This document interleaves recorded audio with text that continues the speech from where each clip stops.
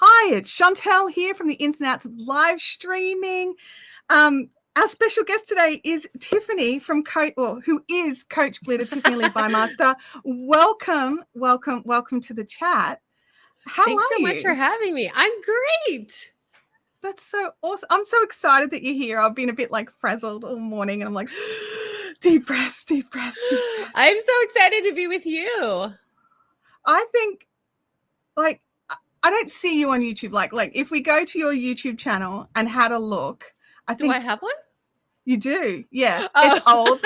The last video is a couple of years old, and Oh, wow. it's but I catch you on Facebook all the time. Mm-hmm. And but before we get into that, sorry, I've just been sidetracked. Tell us, like, you started your career as makeup artist, set designer, like all these phenomenal, amazing things behind the scenes, like production work. Mm-hmm. How did you end up here doing live streaming? I don't even know. It was totally by accident. I was behind the scenes for 15 years when I started online.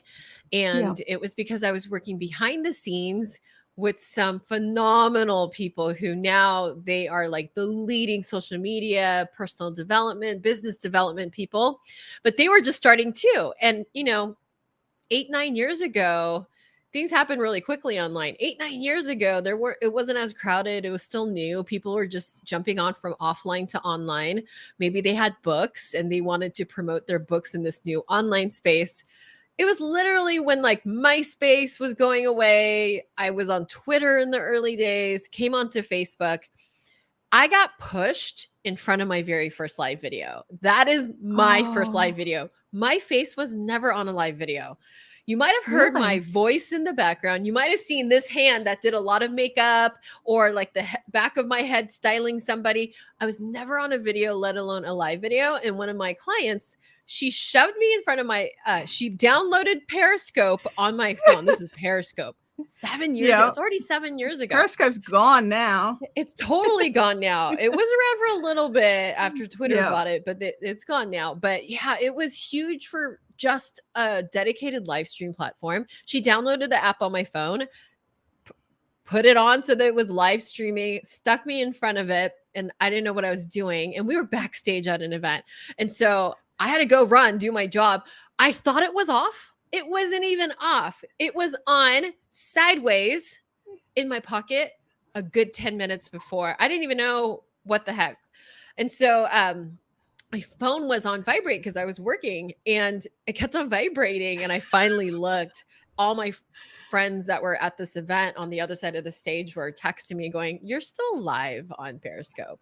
I didn't even know how to turn it off. I was like literally going, I wish I had that video today though. I have tons of terrible Periscope videos. I have almost all my Periscope videos because in the beginning days of Periscope, they didn't save. And I think they only lasted 24 hours.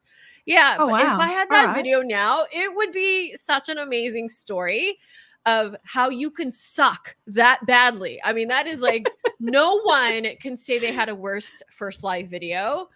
Yeah. Then, I mean, it was pretty terrible. And it was on for so long, like the longest 10 minutes ever. So that was my first like accidental foray into live video. And then I kept on doing more. And I was like, I didn't take myself too seriously.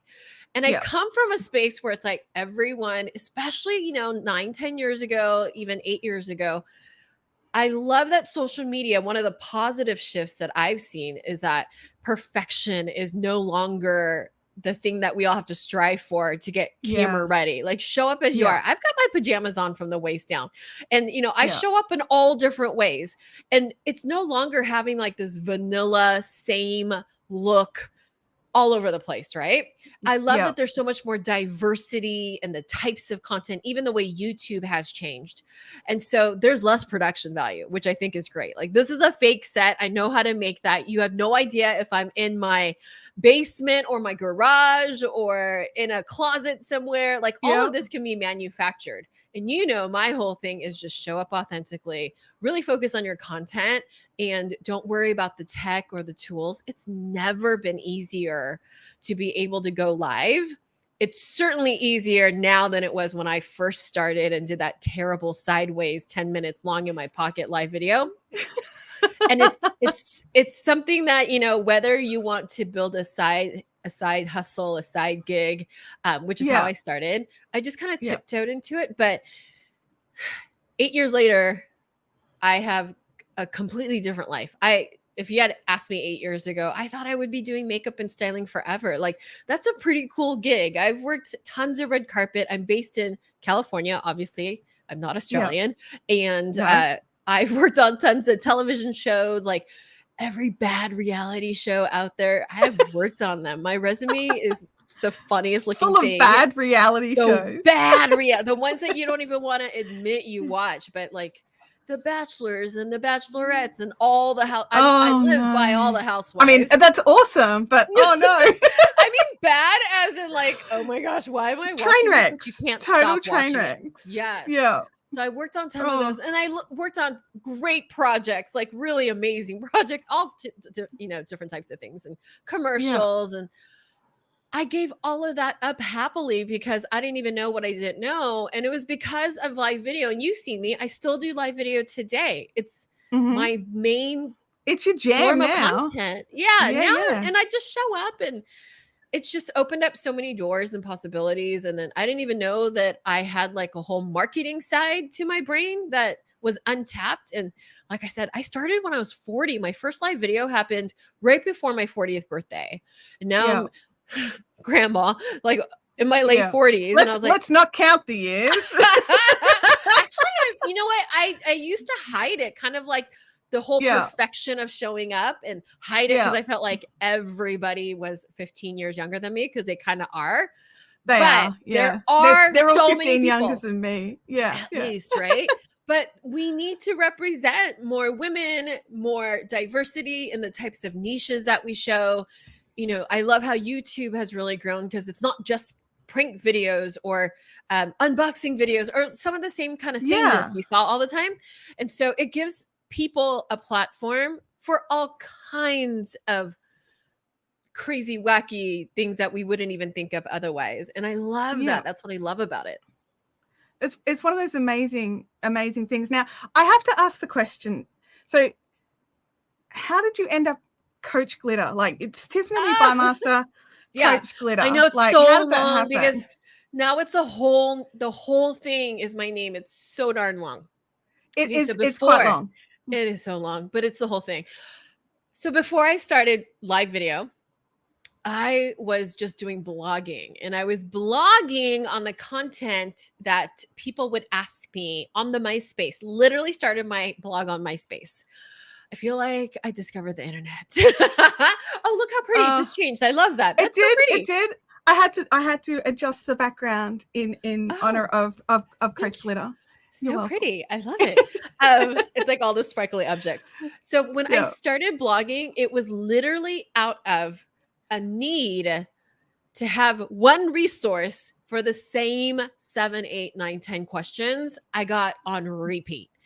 Most of us, if you reflect back on how you started your business, it's because you got the same 7, 8, 9, 10 questions, right? And so I just created a resource, a free blog over on MySpace. It was before like blogging, and this was when websites, to have your own website 10 years ago, that was really expensive. I mean, like, some people spent like 6 figures to get a website, like, especially if had e-commerce. Mine was just a simple landing page and a blog, and we just published blogs. And so I just published the things that I was doing at the time. It was just makeup and styling. And so you have to remember, this is like about, I don't know, like 8 or 9 years ago. And people did not, maybe it's 10 years ago, people did not want their actual names to be on the internet. It was scarier back then. It's so different now, where they're like usernames and handles. We had usernames and avatars, and that's why you see some people on YouTube that are still doing really well, and they're one of the OGs, and they're like Purse Girl 4562 asterisk, you know. So because we wanted to have, you know, some kind of like, we were incognito. So that's where Coach Glitter came from, because at the time I was a full-time makeup artist. We have our mutual friend Justin in the chat. The Justin Brown. Justin Brown, one of the Brown brothers. The other one doesn't exist. No. He's Yeah, my he's coup. made up. Tiffany has an amazing online business, really helping people and changing lives. Thanks, Number Justin. 1 fan. I'll send you money later for that. Yeah, that's right. It's like, just you can't super chat here, Justin, not yet, but when you can. Mike is a myth. There we go. There is no Mike. Yeah, Mike is a myth. So funny. So it's just like, there's so much to unpack out of all of that, Tiffany. It's just like, my brain's gosh. just, there's yes, so much. Because I bet your audience, like you, even though you had this other niche and this other brand, and now you're shifting into this new amazing like thing. a little gentle pivot. I love that. I did that too. I think most of us do that. I think, as humans, we grow and we change. I hope we do. Yeah. And our own experiences change our lives as we age, as we get older, get more mature. Mature. Thank you. I was looking for a better word. I couldn't find it. More mature. Like older. And I realized that during my live streams, I was getting live streaming questions, and like, I'm a junkie, so I'm like, sure, I'll answer it. And sometimes it does railroad my other information. So trying to stay on pivot, like on target for the different channels. And there's crossover as well, because like, yes, I'm not sure if you've noticed this, but people sometimes come for the person. They don't always come for the content. They usually come for the content to start with. But then, especially with live video, like, you'd know this, like, this is how we started talking. People message you and ask questions and can try to continue the conversation and things like that. It's, how do you deal with like Coach Glitter versus Tiffany the human, like when it comes to separating live video and life? That's such a great question. That is a really good question. No one's ever asked me that. There is a huge difference and there is a separation. And that is because most of us, we are just sharing glimpses of our life. Now, I totally admit, when I first started the first few years online, I just showed like the high production value, the way that I thought I had to show up so that people would like me and I wouldn't be judged, or people wouldn't say mean things and trolls and all of that. And in the many, many years that I've been on video specifically, where you're sticking your own face out there and it's not just written words on a blog or even a perfectly curated photo, that it's you and it's real, and you will get some negative feedback, but I literally cannot even think of more than a handful in as many years as I've been doing this. But the way that I show up as authentic and real and honest, because that's what I strive to be, especially now versus how I used to show up really prim and proper. And I thought I had to be a certain way in order for people to not judge me and like me. And now I'm like so unapologetic, but yet it's still a little glimpse of my life. And so that, as a personal brand, when you're the face of your brand, like, you're not hiding behind Tesla, the car, like, even though we know the guy, but we prefer the cars than the guy. Yes, in many cases. We'll see what he does to Twitter. But, with us, we are the brand, but what we share is still a glimpse. And so the private side of your life, your family life, you can choose what you want to do. You can go full blown Kardashian and show everything. And even then, I will tell you, having worked on 900,000 bad reality shows, they're still only showing a sliver of your life. Yeah. So I keep it separate. I am an open book, especially with my business. Like, I don't believe in secrets. I believe in abundance. But as far as like the private stuff, I like to keep it private, probably more so now, even though people feel connected to me. And that's because you want that separation of your actual life with what you're doing online. And it's not one is fake and one's more real, or one's more authentic and one's more, fabricated, I guess. It's not. It's just protecting, like, you get to pick and choose how much you want to share with the world. And it's something I talked about in one of the other videos, was it's still you. It's still 100% you, but it is a framed version of you. Yeah. It's a particular portion of yourself. Yeah. But it's still yourself. And it's really important too, especially as a business and a brand that is a personality brand. You don't want to confuse so much, especially newer, when you're first starting out and you're establishing yourself for something. That is where we need to be known for one thing. And even though I love this and I love that and I like tacos and skinny margaritas and all the other things, I still want to make sure I don't confuse my audience. And that's why it's so important to niche down, which is why you have a separate channel and you're like, there is crossover, and you'll invite them into your world, into this new world, and however you continue to learn and evolve. But that's really important. So because of those reasons, like actual branding and how to establish your expertise and your reputation. Like when people talk about your personal brand and they talk about niching down, it really is defining with precision, having real specificity, not on how you explain yourself, because it takes a long time to even explain what you do. And that's part of getting more precise, concise, and knowing your brand. But far more importantly, how would other people describe what you do? And they're like, well, she kind of does this. And sometimes she shows up with her cats. And then I think she does this. But if they can't really nail down the one thing that you do that's directly correlated to how you build your business. I know it is margarita time here in Southern California. But your audience needs to be able to identify that. And as your audience grows, they will want to know more about you. And that is where you kind of expand what you're known for from that point, but not until they can nail down and tell their neighbor, tell their friend, tell their other business owner, tell somebody else what the heck you do with real precision, like in a word or two: video, YouTube, live video, recorded video, funny videos, dumb videos. I mean, whatever, dumb like videos, whatever cat it is, videos. tech, yes. To be able to do that, that's when you know that you really have that precision and that you're putting out a brand out there that other people can recommend to other people. So you have created lights, camera branding.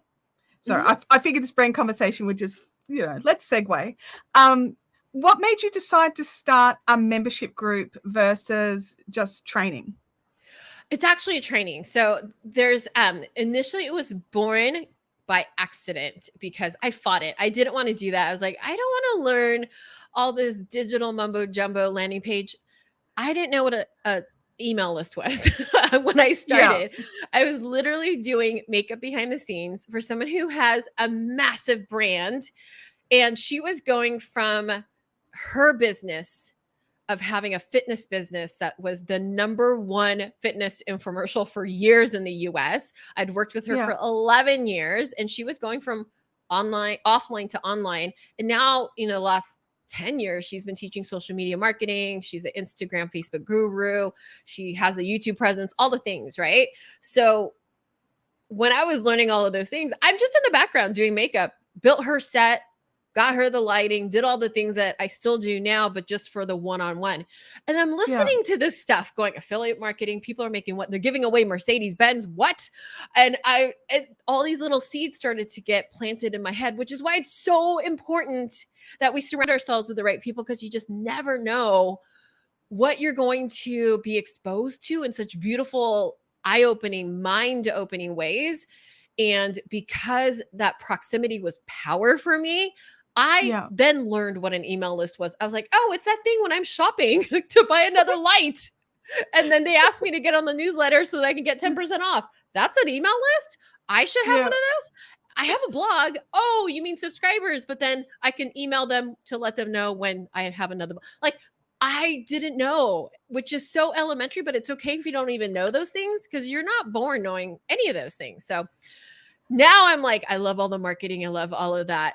And so all the separate bits and pieces of information, even on a highly organized YouTube channel, it's still bits and pieces. And it's not in the right order. Even if you organize the videos in a certain flow, it's part of the information. It's not the full A to Z. And so when you're able to productize your knowledge, which all of us, I truly believe, most human beings, if you know how to get up in the morning, live your life, and then get to bed and keep your kids alive and do a job and cook, there's something That's a big there. ask, keeping the kids alive. That's it. Honestly. I mean, I know it is, right? But there's something to that. None of it's by accident. But when we really pause to reflect, what are the things that we do?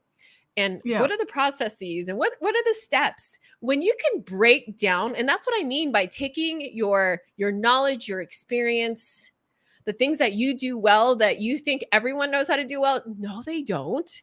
Most people don't. It's why they go to YouTube and they, search for it. When we're able to break that down, and then there's a sequence of those lessons, that's how you package and productize your knowledge. And that's simply what I did. Instead of having all of these different separate blogs here and a blog there and a video here and a random live video that would expire, or a live video that was really, really long and I didn't cover all the steps. It was 1 through 3 instead of 1 through 25 like you actually need. That's when you can package it and create a course. So Lights Camera Branding was just born out of a need to, again, just like my blog, I got the same questions over and over and over again. I wanted to put it into a organized, systematized, step by step process. And that's really all a book or a course or an ebook, or that's all it is. It's that education, the way that you go to school or into college and you would learn to go, one specific subject or one specific topic. And then when you start to teach more things, the longer you've been doing this, then you're like, oh, I could teach the 101 and the 102. I could teach the next thing. And then what's the next thing? Your audience will actually spoon feed you, tell you what they want next. And then you can create a membership out of that. So I have a course that teaches all of the basics of live video. Now, I'm not fancy like you. Still to this day, even though, of course, yes, I can have a fancy camera. I do not have a fancy camera. I'm using the built-in camera on my laptop. And I have a good mic because my other $15 mic, the battery just died, and I'm waiting for the new little battery to come in. I've got a couple lights right to the side of me because I wear glasses like you, so we can't have it directly in front of us, regardless of the type of lights. But I keep the tech and all the tools really simple. That way, I could just focus on the content. And there's other people like you and other people like Justin who are so great at teaching the simple and the fancy. And for me, if we got into the weeds with the tech, that just does not make me light up. Still to this day, I don't want to fancier camera. I think I look better in not high definition.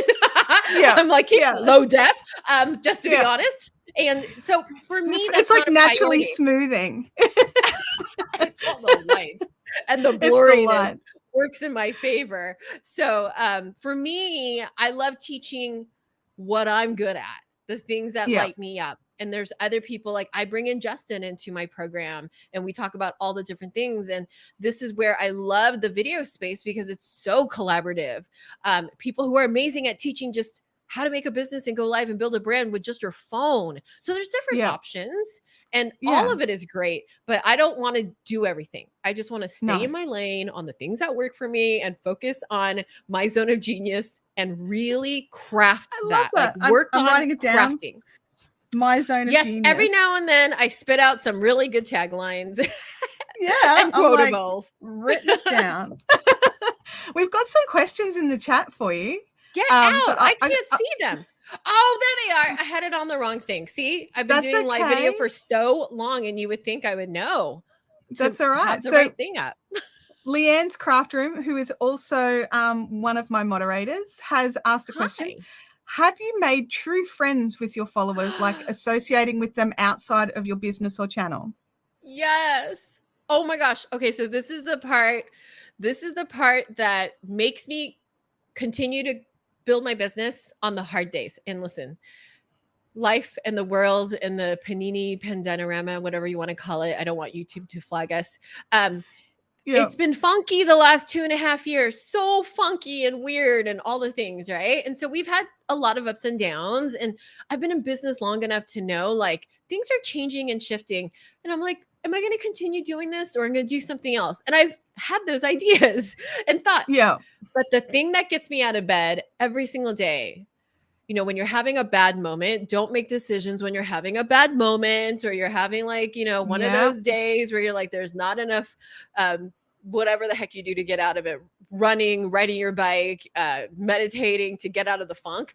I just focus on my students. I've gone to my students' weddings. I went to one of my students' weddings. I can't even call her student anymore because she's like one of my closest friends now. My coaches, my mentors that I have invested in, we met on the internet. We didn't know each other. I have made some of the closest connections. I'm here with you. So many people that, especially I don't know if you know this, I'm not just an introvert. I don't like to do anything small. I'm a massive introvert in real life, but introverts it doesn't mean that you're shy necessarily. There are shy introverts. I'm not a shy introvert, but I have many shy moments.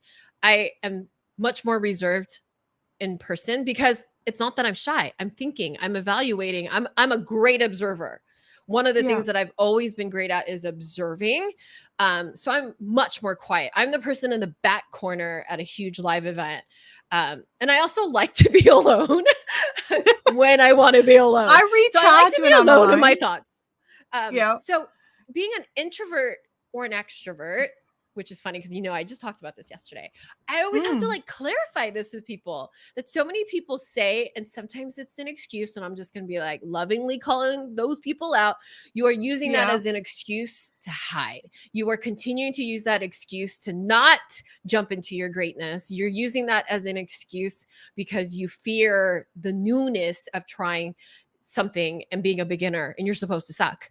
And so for me, being an introvert just means how I create energy or how I need to re-energize after. What drains my energy. And so like, I can't have vapid group conversations. My face will tell you that I cannot do this. Or if it's something. Does your face sometimes convey? Oh, my face like, says. I realize my face is very loud. volumes of books. 15 series volumes, like, my face. There's actually a huge number of people in the video realm who I'm an introvert. There's so many introverts because this is it's a safe way to communicate.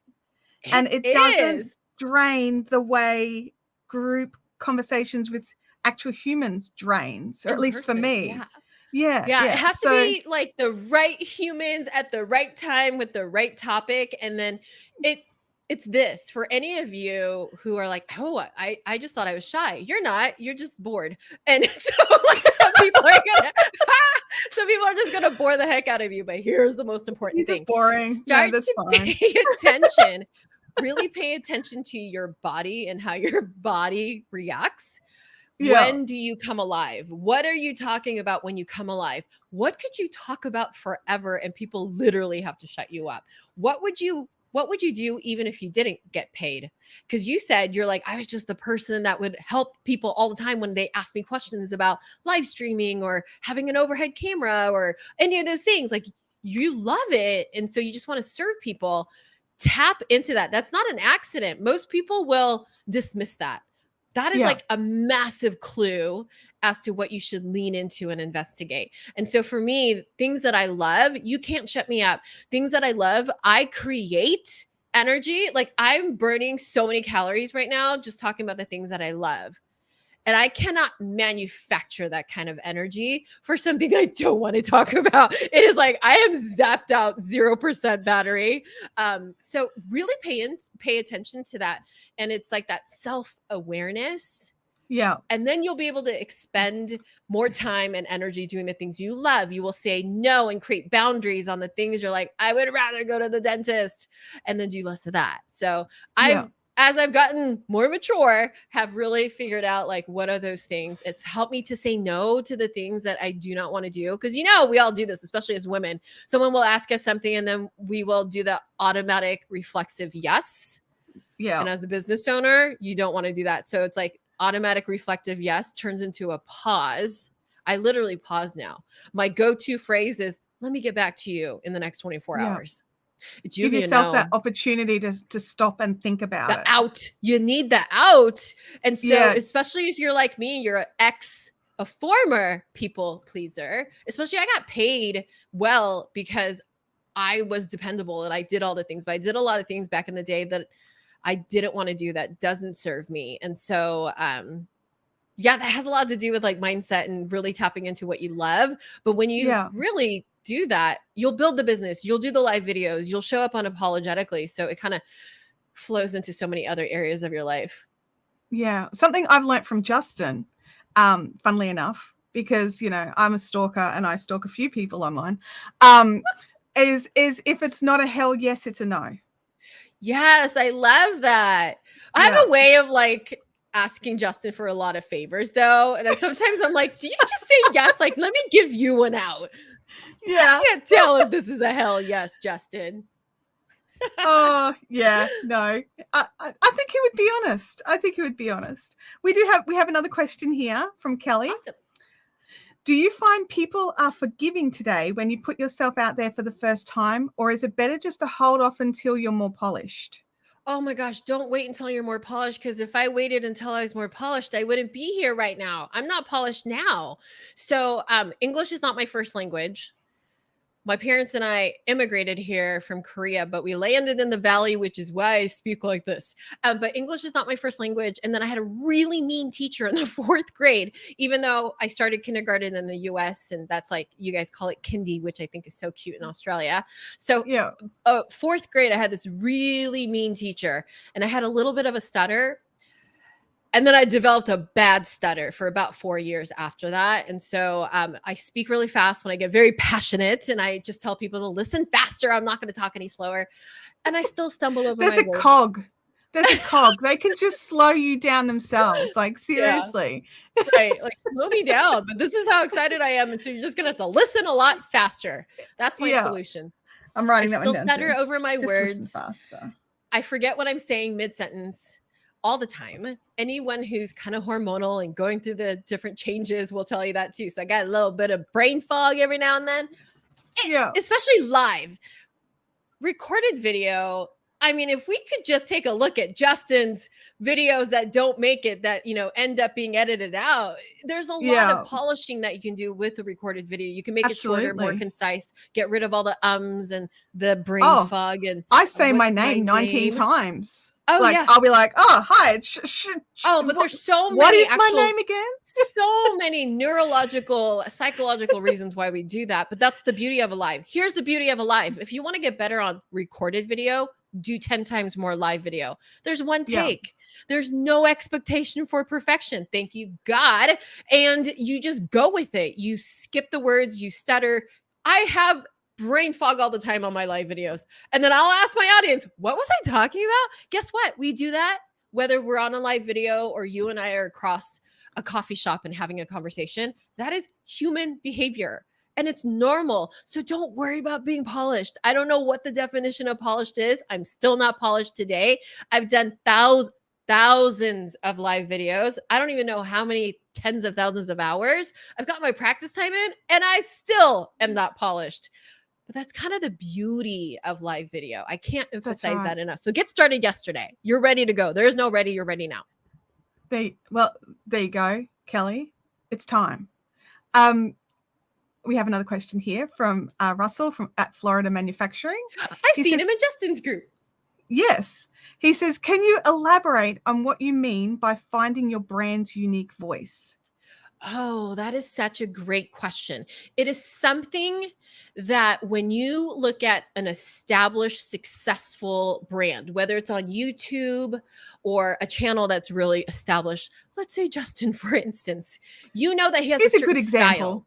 Yeah, you know that he has a certain style. You know that he's not just trying to be like everybody else, which we often do. It's human behavior. When you observe children, the way that they learn is to copy and mimic people who are more established. So as you do this, as you build your business, as you build your personal brand, it is a process. It is a journey. You're going to continuously iterate. And a lot of times, you know, we show up and we're like, oh, I really resonate with this person. Even Oprah did this. I'm so glad I remember this.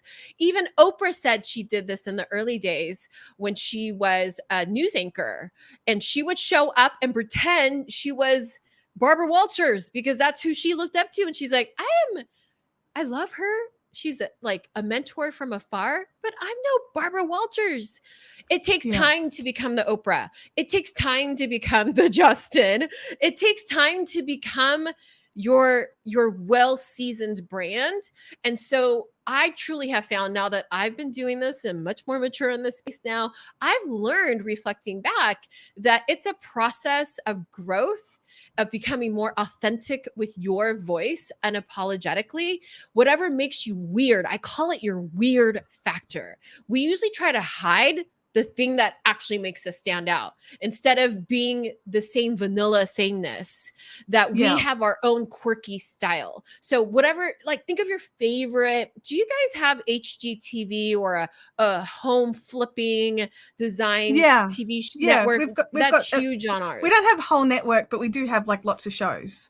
Yeah. So, you know, like a cooking channel, even on YouTube, or a television show, a home design show on YouTube, or, you know, if everybody was the same, you wouldn't be able to differentiate one host from another, or one home design style, or how somebody flips one house and how another person does it.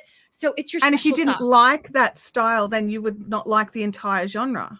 Right. Yeah. So it's about development. It's the process of figuring out what makes me unique.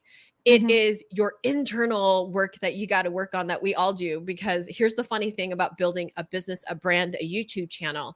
You don't know it in the beginning, but you have signed up for the biggest personal development program of your life. And so you will figure out what those things are. And it's your unique voice. It's what makes you stand out. And it takes time to figure that out. It takes a lot of time to figure out what your style is, how you like this and not that. And then your audience starts to investigate what those things are. And then they'll identify what makes you different, why you do stand out, why you do have your own flavor, your own style. Like, there's so many places you can go get a burger, right? But every single one has a distinctive style, even though it's basically, you know, bread, if you eat bread and meat in there and maybe cheese, but they all have a distinctive style. It takes time to develop it. Aussie burgers have beetroot. What is it? Aussie burgers, like if you get burgers in Australia from, like, not from like McDonald's, but from like actual burger joints, they have beetroot. Yeah. See, so they have different styles and different flavors. They have a different style. Yeah. Here we go. Your audience can articulate it far easier than you can, especially in the beginning. That is so true. So you want to ask them, like, constantly poll. And you guys, I don't know about YouTube, I'm really like, I'm so beyond beginner for YouTube, but I know there's shorts. Is it like stories where you can put polls? There's you can have a community tab. Once you hit 500 subscribers, you can have community tab where you can have polls. Stories is much for, like, you've got to wait till you got 10,000 subscribers before you can have stories, but there's no polls in the stories, I don't think. But Justin, you can simply, I mean, they have stickers on, you know, Facebook and Instagram to make it easy, like a yes or a no, an A or a B, but you can just literally jump on and say this or that, or what makes you follow me, and YouTube not the doesn't give you that option until you already sort of started your journey. So you don't get it at the start, like with Facebook and Instagram. Because that was my next question for you, actually. Was like, it's like, did you look at my list? Oh my gosh. Like, I'm just like checking the top down camera. You use Facebook and Instagram like sort of hand in hand. What made you decide to go that route rather than, say, YouTube? Because obviously I'm a YouTube junkie, but also when you are using them, you don't multi-stream. You don't go Instagram and Facebook at the same time. You keep your audiences separate. Can you sort of broadly stroke through all of those questions? Yes, that's a really great question, because now, you know, just a few years ago, there weren't as many options to create video, let alone record a video or live stream. And now you can simul-stream or multi-stream, however you want to call it, to so many different platforms. There's nothing wrong with that. I really believe that do what you want to test. There's no one way to do anything. If anybody tells you this is the only way, run really fast in the opposite direction. I think you should know why you're doing something. You should experiment and give it a shot long enough to see what the results are for you. It should be a combination of what actually helps you to build your brand, build your channel, build your audience, which takes 10 times longer than anybody anticipates. But you also want to combine that with asking yourself, what do I enjoy doing? What do I love? But the reason why I don't split it up is because I don't want to split my audience's attention. So I'll go live separately on Instagram, especially on Instagram, which is very different than YouTube, LinkedIn, Facebook, or any of the other places that you can simul-stream from the same platform. And so that's vertical video. The API because I actually don't think you're allowed to use any of the multi-stream tools in Instagram. There are some illegal ones, but the Instagram I was going to say, aren't they against terms of service? Yes. You can lose your channel. I just reached, I think, 30,000 followers on Instagram yesterday. I've been on there for a long time. This is not a new platform for me. I worked my booty off for that. So I don't want to do anything to, social media. We don't own any of this. I own my website that you showed. I own my email list. I own a few assets that are mine. But social media, we don't own any of this. Nobody has to do us a favor. It is. We are renters. We are not owners. And so we got to follow the landlord's rules. I'm just going to go with that metaphor. No nails in the walls. That's right. We have to use that double stick tape. And so we don't own any of this. We got to follow their rules, and their rules are pretty lenient, but we got to know the rules first. You've got to know them. Yeah. And so I'm not going to do anything like use some of the software that's available to be able to multi-stream and do, horizontal video on your desktop devices with fancy cameras and all of that. It's not worth the risk. It's going to happen soon. It's in the works. The API is not set up for it now, but literally I'm discovering things every single day that Instagram is changing. So right now, currently, the time of this recording or the time of this live, vertical video on Instagram has a very different energetic feel, expectation, and an audience that has different behaviors than Facebook. Facebook, we get live interaction, but Facebook, you're getting 15, 20, 30 times more viewers on the replay. Instagram is the opposite. Instagram, the optimal reason why strategy for going live on Instagram is in the moment of the moment. People don't watch replays on Instagram. You'll get some, but that's not the main reason why you go live on Instagram. So the way that I show up on Instagram is very different energetically for me. And even just physically how that live video looks versus on Facebook, where I could use slides, and I change the screen a lot. You use slides on Instagram, I've seen though. You know why? I do, but I use like maybe 3 or 4 versus on my Facebook Live, I could use 45. And so, my Instagrams are shorter. My Facebook Lives are longer. But here's the other thing. Here's the secret. The reason why I'm doing my live videos on Facebook in that way, it's my practice time. It's my practice time so that I can become a better live producer. The way that I have my orchestrate, the way that I deliver, the way that I'm able to teach using multimedia to pop a slide, remove a slide, pop a GIF because it's funny, to have the lower thirds. And, I don't have you don't need a production team to do that. So we can't do that on Instagram, but we can pop in a recorded video, like a midstream commercial if you want to. You can have an intro video, an outro video. There's so many things that when I worked behind the scenes on television shows, there's entire control rooms of producers saying camera 3, camera 4, switch to this, switch to that, this angle, that angle, like go close up, all those things. We could do a lot of that ourselves with very little fancy tech, because I'm not about the fancy tech and I don't even want to learn it. I want to learn other things. I don't want to learn that. But we could do that really easily. Again, for people who just popped in, I'm not on a fancy camera. I do have really good connection. So I'm hardwired into my computer. That way I'm not on Wi-Fi, because I can't even get Wi-Fi. And I will say, you must have a good camera in your computer. No, it's just a MacBook camera. So it's not even HD. So what is it, like 720 max? probably 720, but most, like, especially on Facebook where you're comfortable, they compress you down to 720 anyway.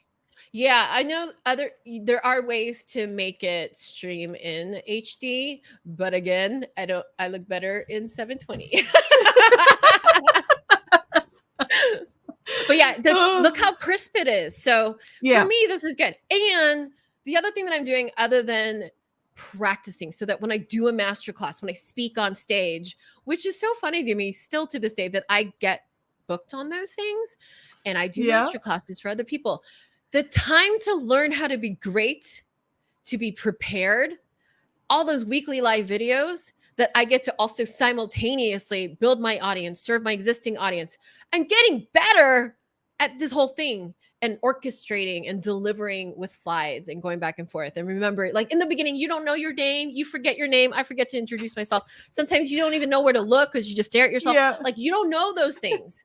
And so again, years of doing this, it's the practice time. It's being humble enough to practice. And then when I do a launch for my business is like the Super Bowl. You don't show up for the Super Bowl having not won and practiced all those games to get there. And so that's kind of the behind the scenes reason why I do what I do. And then we take that live video content and we repurpose the heck out of it. So I have that's something I need to get better at, is actually the repurposing it. Yeah, because just think about the moments that you wrote down something, all of the little tiny, 15-second mic drop moments. That's when you can take that and turn it into now a reel, or I forget what you guys call it here on the YouTube. A short. But a short. So you could do all of those things as well. Instead of, even if you love social media, you know how you continue to love your craft and love social media and not get burnt out like so many people do? You're not constantly creating new content all the time.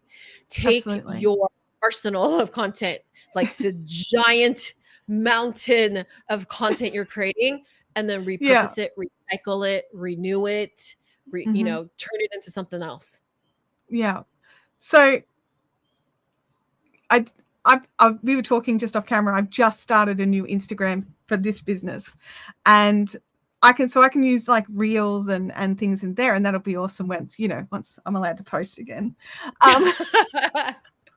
I ended up in Instagram jail. You already got into Instagram jail. My goodness. Apparently, I clicked too many times in a short amount of time, and they thought that I'd hired someone. Anyway, so being able to, because I love how you make the little graphics and you add them in, and it's like a reinforcement of the discussion. Okay, I also have no editing skills.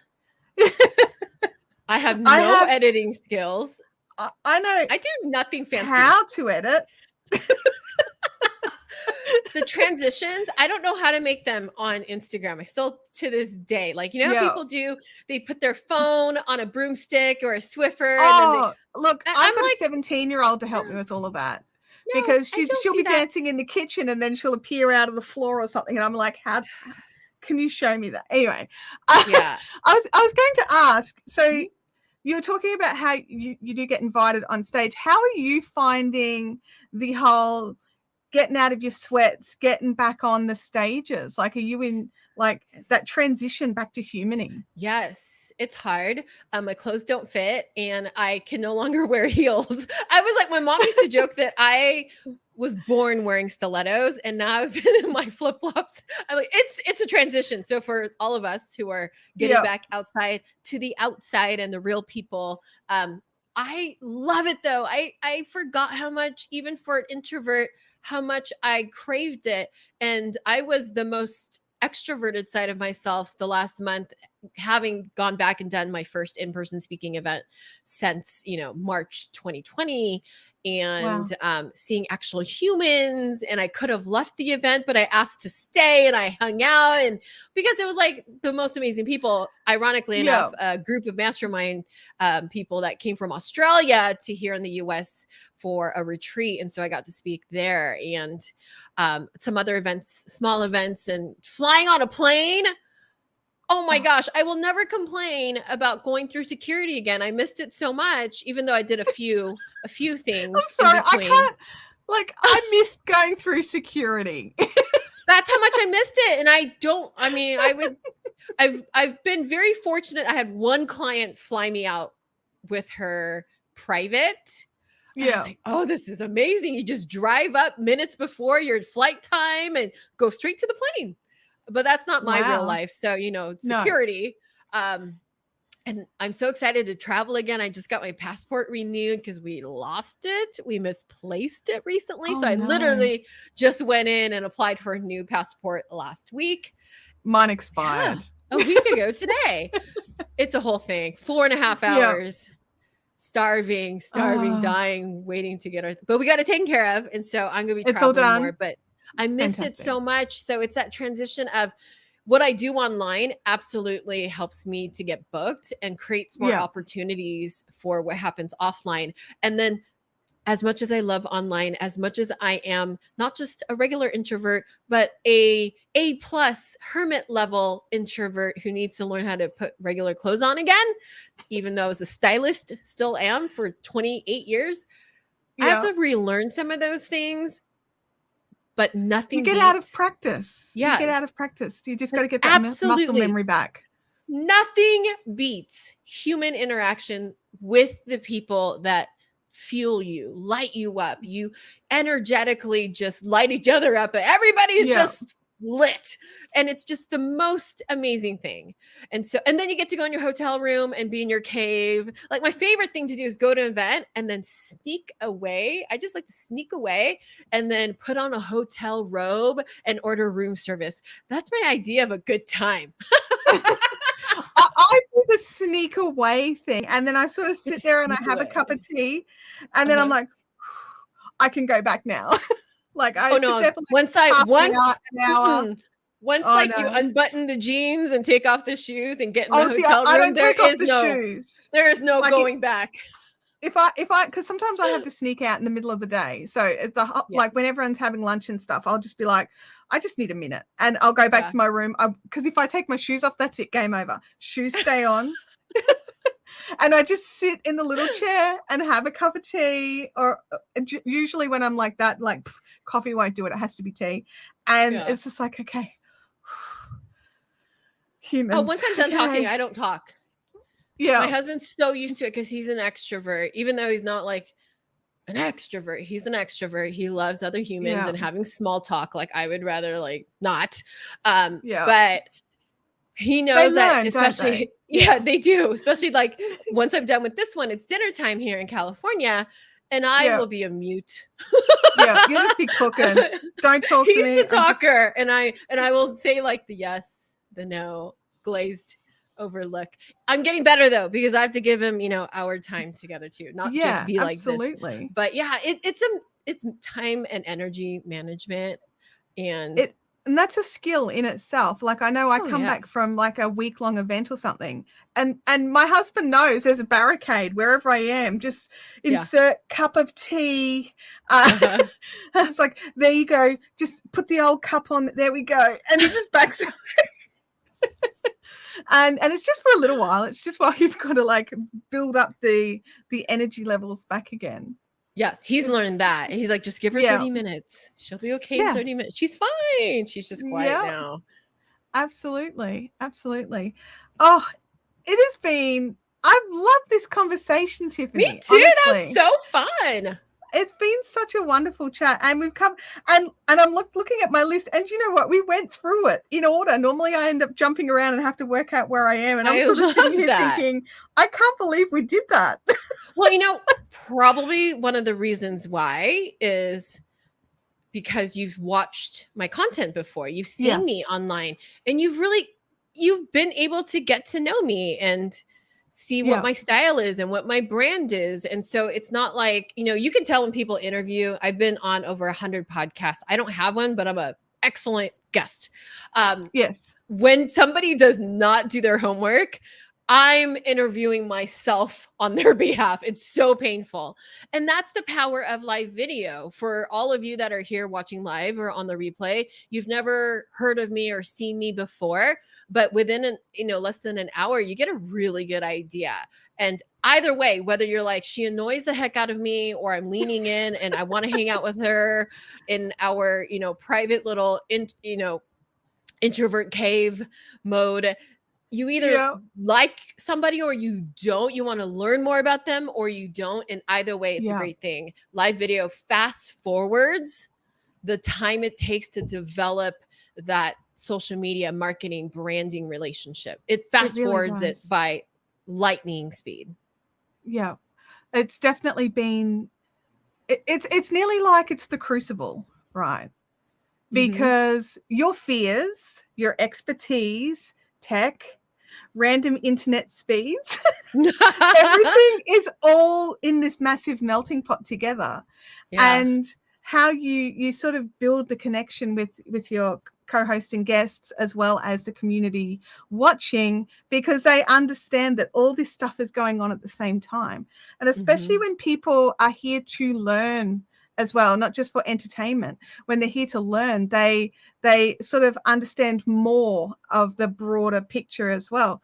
And I think you're right. I think it does just fast forward the experience and the whole process for everybody involved. It does. And then when you get to meet the amazing people that you became friends with, you were perfect strangers. We live across on the other side of the earth from each other. We do. But I can guarantee you, I hope I get to meet you in person one day. You will forget that you have never met me in person before.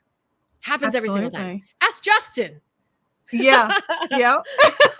And I'm definitely holding you to the skinny, spicy margaritas. Yes, you haven't lived until you had a skinny, spicy margarita. So I'm definitely going to have to keep you to that. I have a question. Why is it skinny? Like, what makes it a skinny margarita? Here's why. So sugar and alcohol, I don't do well. I either crash and burn and then get a headache. So it doesn't have the normal, mixer, the syrupy, sugary mixer in it. Okay, so I'm sure if you right here on YouTube, Google it, you're going to find that typically a skinny margarita doesn't have the sugary mixer. It has usually lots of lime juice, maybe a little bit of agave to sweeten it, and then lots of tequila. But I like to make mine spicy. So you put some kind of jalapeno or some kind of pepper into it. It is a good time. And I love tequila. I can't drink alcohol except for tequila because it's the only thing that doesn't make me fall asleep. Well, then that's your drink, isn't it? Oh my goodness. It is. So I'm trying to be mindful of our time together because I could just keep talking. Honestly, we could just keep going. See, this is why energetically we totally get along. We do. It's fun. And I was terrified this morning. I sent Justin a message. I'm like, oh my God, Justin, I'm so nervous. And you had no reason to be. Isn't that a great learning lesson? Absolutely. Isn't that such a great learning lesson for all of us, that sometimes we manufacture the worst case scenario? I'll leave you guys with all of this. Imagine what you would do. Imagine what you would do if you conjured up, manufactured the best case scenario in any kind of situation. You do more. You take more chances. The what ifs. I was chatting with a friend this week about how both her and I what's the word? Like trapped or like totally not doing anything because we're so worried about the what if. Like, what if we do this and then it crashes and burns and then this happens and like the whole world crumbles around us. And I was like, we've got to get past this because the what ifs generally don't happen, like ever. It's almost like, what if you succeed? It's like I think I've been channeling James Wedmore's podcast, but it's like, what if you actually do well at this? What if it goes well? And it's just like you get trapped in this little sort of like no action, doing nothing sort of cycle of fear. And just focus on all of the positive what ifs, all of the things. Here's the other irony. If you don't do it and take a chance and stay stuck, Yeah. you already created the result. You guaranteed the result that you didn't want. And you miss out on the And possibilities. you miss out on all the possibilities. And if you reflect on your life, had you not got on that first date with that guy or gal that you were just crazy cuckoo about, or how you felt when you had kids, or when you decided to move, all those things were scary and unknown and unpredictable, but you took a chance and they probably turned out well. And even if they didn't, you learned how to adjust and pivot, and you're fine. Yeah. You're better for it. So the same thing with our business. We talk ourselves out of it even before we give ourselves a shot to even do something with it. We count ourselves out. It's just nutty how we do. We do. And and we have to count ourselves back in. That's really what you've got to do. You've just got to like, right, see what you're doing, understand what you're doing. You may not understand why. I have no idea why. But see it and change it. And I have to keep reminding myself, because I find myself back in that cycle all the time. Yeah, life has a way of repeating the same lessons until we learn them. And I'll challenge you with what you just said. You don't know, you do know. It's kind of maybe that is the whole point of it, to learn why.